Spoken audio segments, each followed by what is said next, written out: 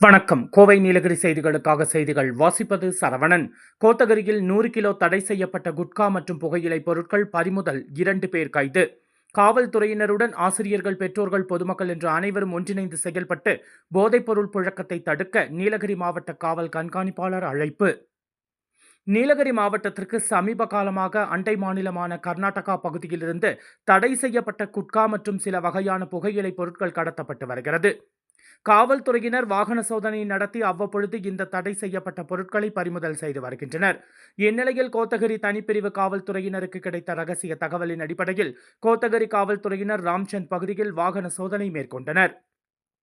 அதில் மேட்டுப்பாளையத்தில் இருந்து வந்த பிக்கப் வாகனத்தில் 101 கிலோ தடை செய்யப்பட்ட Hans, Cool Lip, Vimal, V1 pan masala உள்ளிட்ட குட்கா மற்றும் புகையிலை பொருட்கள் அடங்கிய பாக்கெட்டுகள் இருப்பது தெரியவந்தது. அவற்றை கைப்பற்றிய காவல்துறையினர் அந்த வாகனத்தில் வந்த மேட்டுப்பாளையத்தை சேர்ந்த யாக்யாவுதீன் மற்றும் கோத்தகிரி ஒரசோலை பகுதியை சேர்ந்த பாலமுருகன் ஆகியோரை பிடித்து விசாரணை மேற்கொண்டனர். விசாரணையில் மைசூரில் இருந்து மேட்டுப்பாளையம் வழியாக கோத்தகிரி வந்ததாகவும் நீலகிரியில் உள்ள கடைகளுக்கு விற்பனை செய்ய இந்த புகையிலை பொருட்களை கொண்டு வந்ததாக ஒப்புக்கொண்டனர். அதனைத் தொடர்ந்து இந்த சம்பவம் தொடர்பாக வழக்கு பதிவு செய்த காவல்துறையினர் இருவரையும் கைது செய்தனர். இந்நிலையில் கோத்தகிரி நகர காவல்துறையினரின் இந்த செயலை பாராட்டி கடத்தல் பொருட்களை பிடித்த காவலர்களுக்கு பாராட்டுச் சான்றிதழ்களை மாவட்ட காவல் கண்காணிப்பாளர் NS நிஷா வழங்கினார்.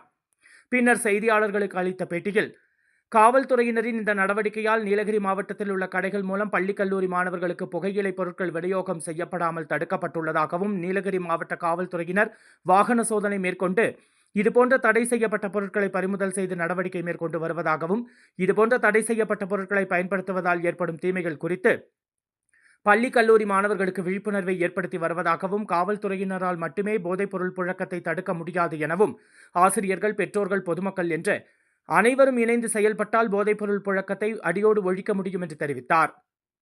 மேலும் பள்ளிகளுக்கு அருகாமையில் உள்ள கடைகளில் ஒவ்வொரு வாரமும் அந்த பகுதிக்கு உட்பட்ட காவல் நிலைய துணை ஆய்வாளர் தலைமையில் சோதனை தொடர்ந்து மேற்கொள்ளப்பட்டு வருவதாகவும் தெரிவித்தார்.